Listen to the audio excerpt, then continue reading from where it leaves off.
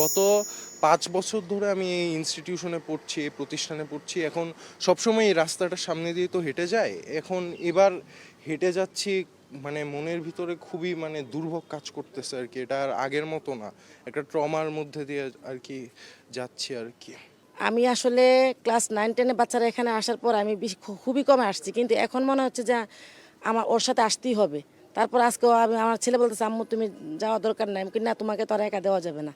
এখন আমি আজকে শুরু করলাম যে এখন থেকে আমার ছেলের সাথে আসবো, কারণ কোনো ভরসা তো পাচ্ছি না, তাই না? বাচ্চাদের একা ছাড়া তো অসম্ভব। এখন আমরা সাথে থাকলেও আমাদের মানসিকভাবে একটা শান্তি পাবো। নাতি তো পড়ে আপনার 7 নম্বরে ইয়েতে ভবনে।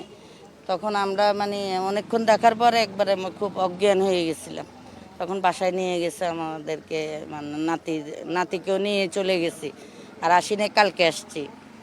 মানে এখানে আসার মতো আর কোনো অবস্থান আর ছিল না, খুবই কষ্টজনক। যাদের সাথে আমি চলতাম, আপু ডাকতো, ওদের ছবি যখন দেখতেছি আসলে অনেক খারাপ লাগতেছে, যা বলে বোঝানোর মতো না।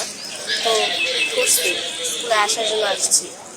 মন আগের মতো আর ভালো না, ক্লাসে মন বসতেছে না, ভালো লাগতেছে না। তো